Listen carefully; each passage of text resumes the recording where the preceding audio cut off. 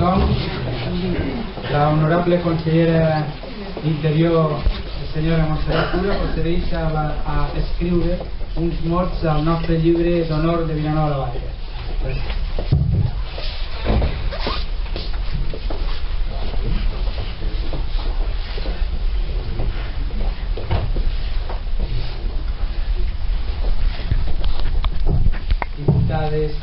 Diputades del Parlament català, directors de serveis, alcaldes, regidor de seguretat i regidors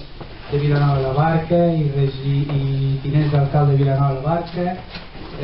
sotscap de la regió policial de Ponent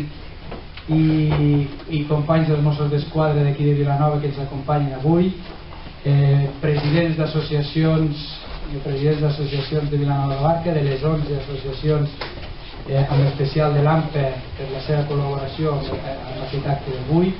les 4 premiades que us demano que continueu participant als tercers premis que muntarem l'any que ve, perquè almenys cada vegada